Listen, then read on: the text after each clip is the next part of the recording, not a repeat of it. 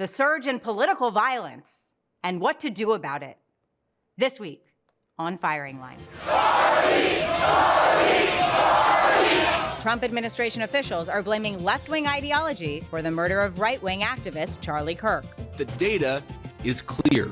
People on the left are much likelier to defend and celebrate political violence. A lot of problems with the left, and they get protected, and they shouldn't be protected. Kirk's murder is just the latest in a string of recent political attacks that include 2 assassination attempts against President Trump, the public killing of a healthcare executive, the firebombing of Pennsylvania Governor Josh Shapiro's home, and the murder of a Minnesota state representative. It's hard to imagine the world we're in with the kind of violence that we're seeing without understanding social media. Do the social media companies have blood on their hands? They absolutely have blood on their hands. Cynthia Miller-Idriss studies violent extremism. She has written 4 books examining who gets radicalized and how.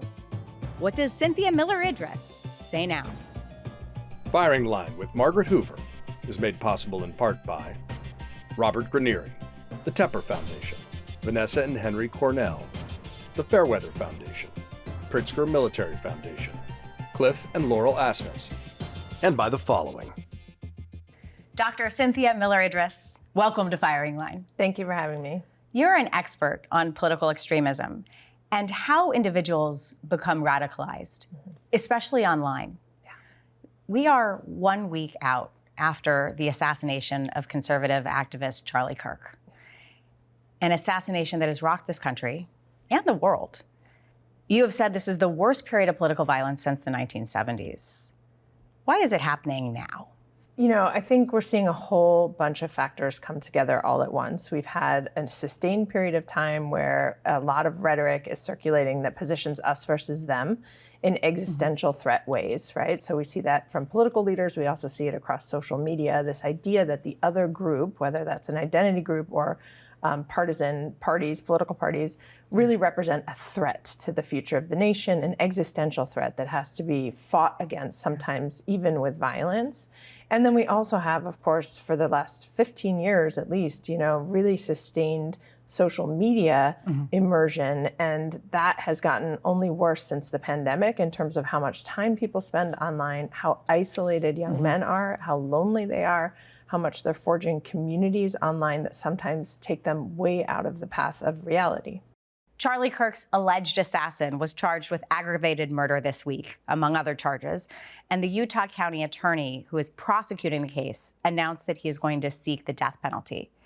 Now, we're still learning about the suspect, but his mother told prosecutors that he had become more pro-gay and trans-oriented in the last year. And he had told his roommate, with whom he was involved romantically and is transgender, that he killed Kirk because, quote, I had had enough of his hatred. Now, based on what we know now, what similarities do you see between this incident and other recent acts of political violence?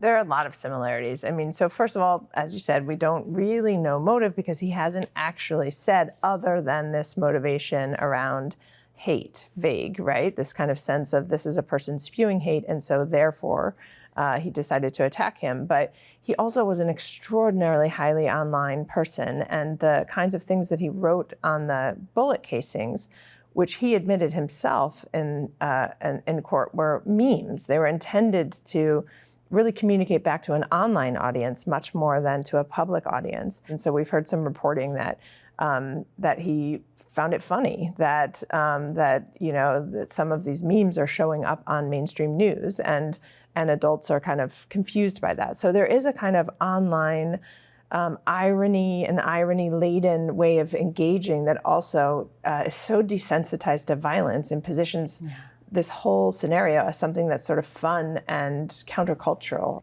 President Trump has insisted that, quote, the problem is on the left, not on the right. Vice President Vance weighed in and said, quote, we have to talk about this incredibly destructive movement of left-wing extremism that has grown up over the last few years, and I believe is part of the reason why Charlie Kirk was killed by an assassin's bullet. First, fact check. There are multiple studies that suggest that this is not true. Based on your research, was this seen as, quote, the emergence of left-wing extremism growing up over the last few years? So You know, as you said, the fact checked is that the trend line over the last several years is that by far the biggest percentage of harm and lethality is coming from groups and movements that are far right in nature. However, we have seen growth in left-wing extremism and particularly in violence coming from the left as well over the last few years. And so they're not wrong that there's an increase. It's just still not where the biggest threat sits. What is the risk of saying that political violence is only coming from the other side? Yeah, I think we have seen in history, after 9/11, we had a hyper-focus in this country on Islamist forms of terrorism. We really took our eyes off of the ball when it came to white supremacist and far-right extremism, which started to grow in the data about 10 years after 9/11, and we didn't pay attention to it until really 2019, 2020 is when you started to see public acknowledgement, including under the Trump administration in October 2020, the first acknowledgement from the Department of Homeland Security that, quote, the biggest and most lethal threat was coming from white supremacist and unlawful militia groups. That was October 2020. And so, you know, I always point that out because I think it's important that the first Trump administration was the one to do it. And we by then had Pittsburgh, El Paso, Charleston, right, and then Buffalo eventually, all of these terrible attacks from young men that were targeting ethnic and racial minorities typically led finally to that belated acknowledgement. Some conservative commentators have called for vengeance against the left for Kirk's assassination. We're angry and we're resolute, and we're going to avenge Charlie's death in the way Charlie would want it to be avenged. Vice President J.D. Vance this week suggested that a crackdown is necessary. We're going to go after the NGO network that foments, facilitates, and engages in violence. That message really stood in stark contrast to the Republican governor of Utah, Governor Cox, who encouraged people to choose a path other than political violence. Because we can always point the finger at the other side. And at some point, we have to find an off-ramp, or it's going to get much, much worse. Is it going to get much worse if we continue to point fingers at the other side? I think unquestionably it will get worse if we don't tone down and de-escalate the rhetoric, because we see the rhetoric spurring people on. Again, this sort of us versus them, the existential threat, the use of violence to achieve a political aim or to seek revenge, I think is something we really have to worry about. The retaliatory calls and the sort of tinderbox effect that can happen is a huge risk right now. Karl Rove, who is a well-known Republican operative and served at the highest levels of George W. Bush's White House, wrote in the Wall Street Journal this week, using Charlie's murder to justify retaliation against political rivals is wrong and dangerous. Yeah. It will further divide us and embitter our country. No good will come of it.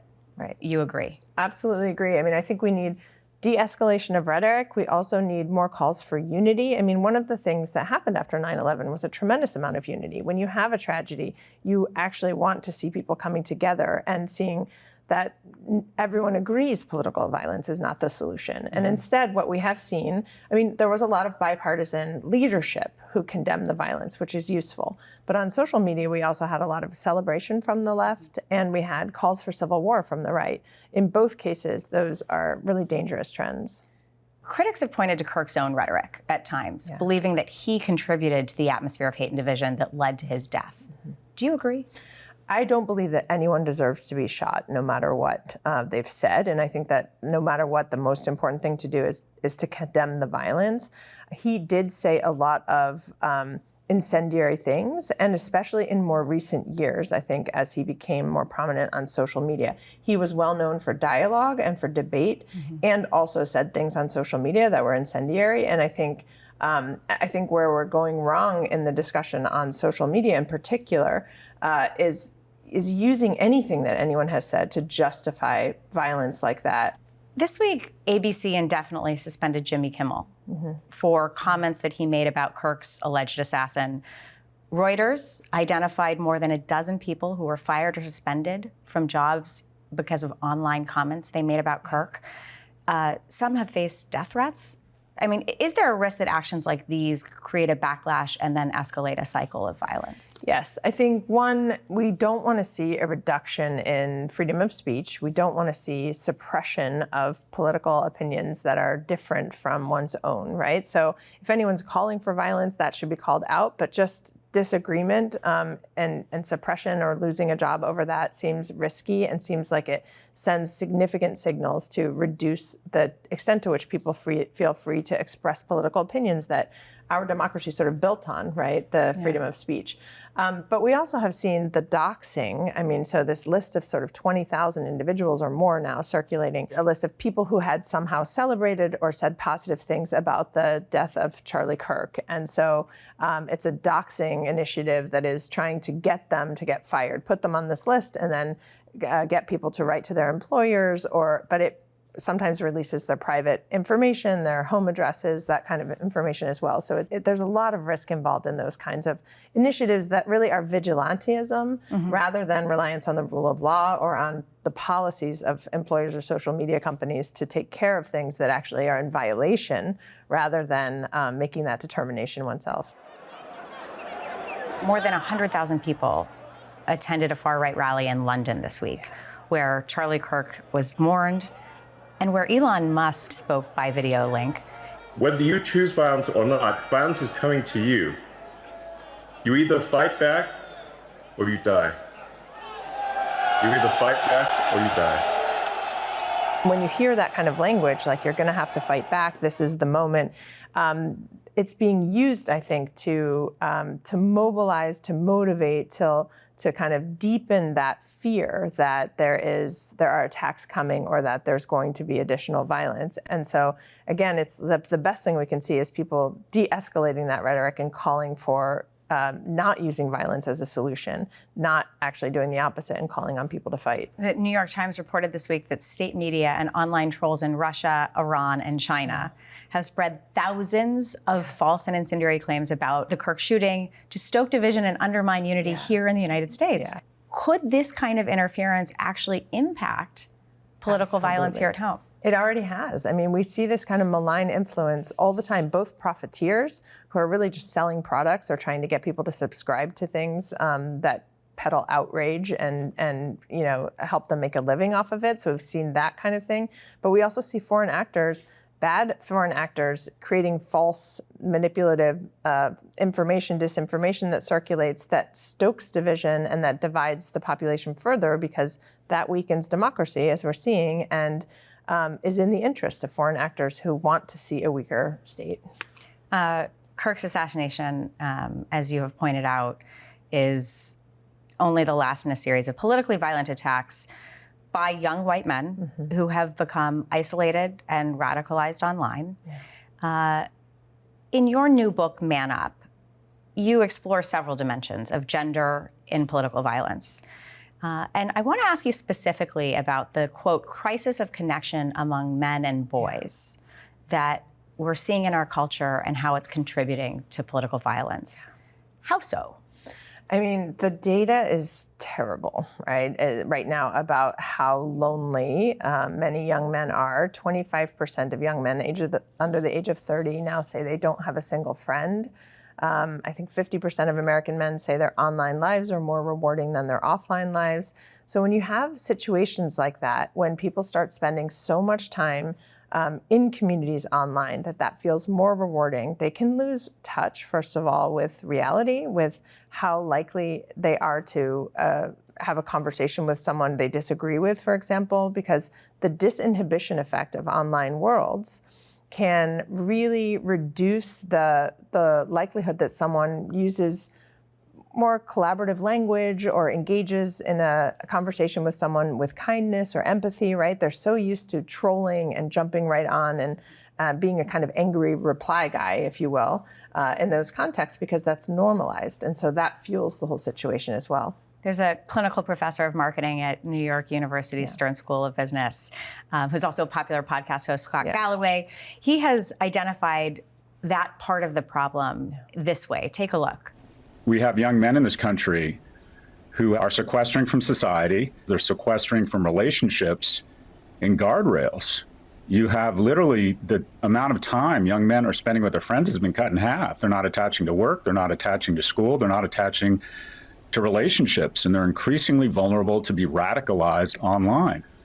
Your response? Yeah, absolutely agree. I mean, I think what we're seeing is The isolation, the loneliness create vulnerabilities to propaganda often, and often propaganda that scapegoats someone else for very real or even sometimes perceived grievances that they face. The problems of boys and young men are very real right now. 3/4 of the deaths of despair, that's suicides, overdoses, and alcohol-fueled deaths, and 40% of university graduates at this point. So there are a lot of factors that are leading young men to not be thriving. One of the things we do know about Kirk's alleged assassin is that he spent an enormous amount of time online, as you've discussed, and he played video games, and as you mentioned, there were markings on his ammunition that reference gaming culture.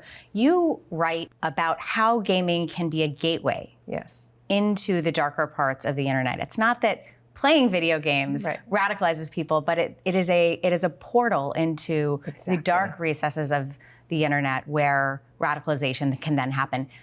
Explain what that pipeline looks like. Yeah, and first of all, I think it's really important to say, I think like 1/3 of the world's population are gamers, right? Like it's a tremendously effective, socially positive experience for most people. I think what people who don't game might not understand is that gaming today involves live chat communication with strangers and with lots of strangers who may or may not be who they say they are, and in-game chats that are often extraordinarily toxic, and so really well documented to be incubators of misogyny, of racism, and of gender policing of boys too. So it puts them in contact with people who, as I said, may not be who they say they are, maybe predators in some cases, but also can be extremists who are eager to recruit them and offer them URLs to an encrypted chat room or invite them into a Discord server or another space online where then they can continue to explore and incubate into ideas that are harmful. You also write in your book about the impact of memes and short-form video sites. This week, House Oversight Committee Chairman James Comer has invited the CEOs of Discord, Steam, Twitch, and Reddit to testify on radicalization of online forum users, including instances of open incitement to commit politically motivated acts. Explain how social media and these specific sites contribute to radicalization. I mean, it's hard to imagine the world we're in with the kind of violence that we're seeing at the mass violence level without understanding social media. It creates communities of people who, in some cases, gamify violence. So, thinking it's funny, thinking it's countercultural, thinking it's just for the jokes, right?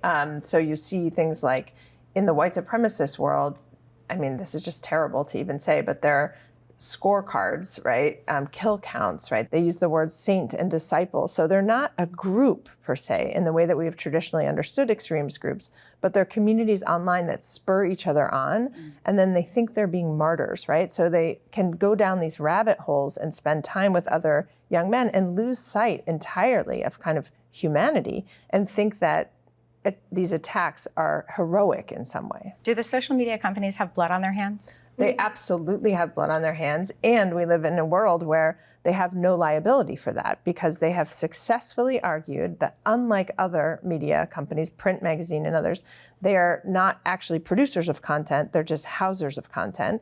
And so the argument has been that they shouldn't be liable for what users generate and upload. And I think we're seeing the repercussions of that now. How would you appeal to Meta? How would you appeal to the social media platforms if they were right here today to modify their current content policy? I find actually the best way to appeal to anyone is to talk to them as a parent, as a sibling, as an aunt or an uncle of a young person. And once you do that, you find that a lot of tech executives don't allow their children to have phones at all. They don't allow them to have social media accounts, even though they work for companies that produce those social media platforms. I think they know how damaging it is, and yet they also know how profitable it is. You write about how the masculinity crisis is evolving into a misogyny crisis. And your book documents how an underlying common denominator of the majority of acts of recent political violence is misogyny and sexism. How so? Well, it's one of the top 3 predictors, and in some cases, the top predictor of support for political violence and willingness to engage in it across 7 countries at this point. So I'm often asked, what can we do to prevent political violence? And one of the things I often say is, well, maybe we should look at the top predictor, right? What if we actually address something like hostile sexism or misogyny? You have founded the Polarization and Extremism Research and Innovation Lab at American University. And you have found that there are successful interventions that work for radicalization from any extremism, right? Not just white supremacist extremism. What are the most compelling ways of cutting it off at the pass? Yes, and what we find with teenagers in particular, but also with adults, the absolute most effective thing to do is point out the manipulative tactics of bad actors and of harmful content. So we focus on media literacy, digital literacy. As we say, we teach kids how to think, not what to think, right? So it's really important to show kids in particular that people might not be who they say they are, how manipulative tactics work, how profiteers are trying to get them to subscribe to things. And what the research shows is that teenage boys in particular change their behaviors more when they are trying to avoid manipulation than when they're trying to improve an outcome in the long run. So we know this from public health research about healthy eating in health classes. Teenage boys do not change their behavior about what they eat based on cholesterol or diabetes, but they do change it when they realize that fast food companies are successfully getting them to make choices through advertisements that are not in the interest of their own bodies or well-being, but line the profits. So they don't want to find out they're being manipulated. In 1973, William F. Buckley Jr. hosted Huey Newton. Wow. Newton, of course, was one of the founders of the Black Panther Party, which called for using arms to defend the rights of Black people. And Newton was convicted of killing a police officer. That conviction was later overturned, and then he himself was assassinated in 1989. Listen to this exchange about the American Revolution. I have a friend who's almost dying for me to ask this question. During the Revolution of 1776, when the United States of America broke away from England, my friend would like to know, what side would you have been on during that time? I think probably I would have been on the side of George Washington. I'm not absolutely sure. On the whole, I'm against revolutions. Though I think as revolutions go, that was a pretty humane one. Yeah, you're not such a bad guy after all. The American Revolution is often cited as justification for political violence. Yes. Shockingly, new polls, including FIRE, the Foundation for Individual Rights and Expression, announced a survey of college students that shows 1 in 3 students now saying violence is justified to solve political differences. Yes.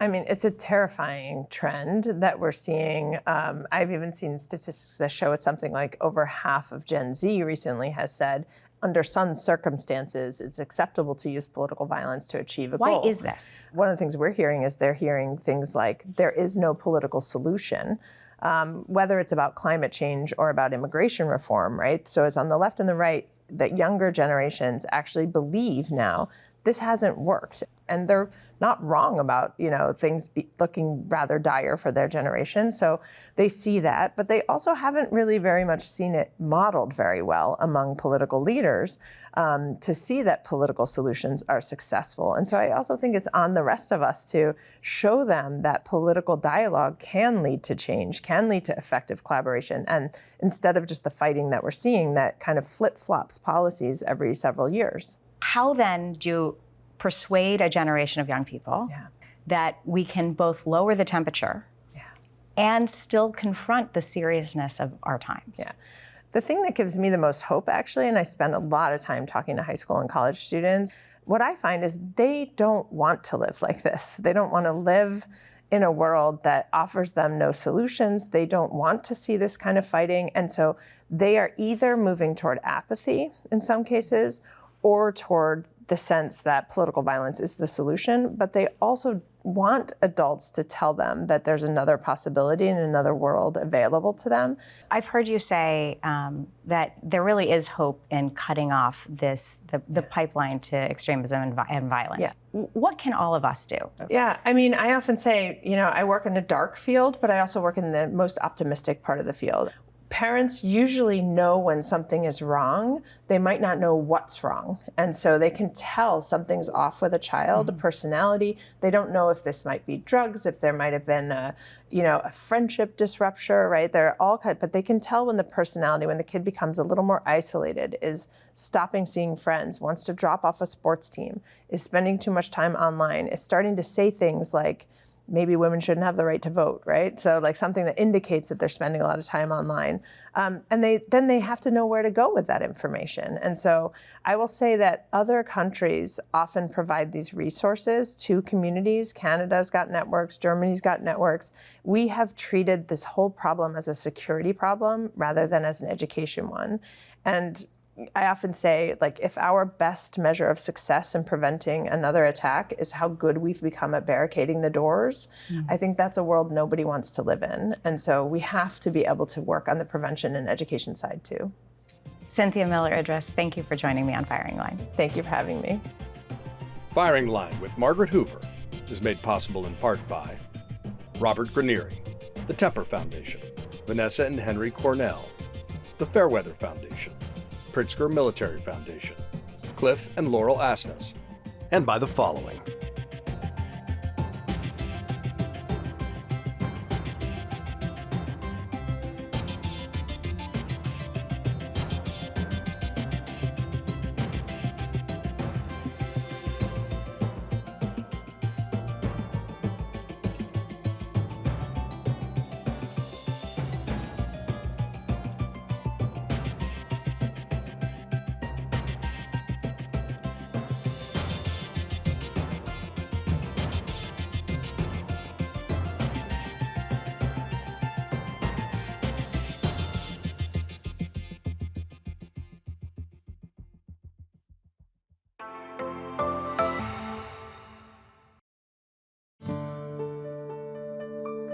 You're watching PBS.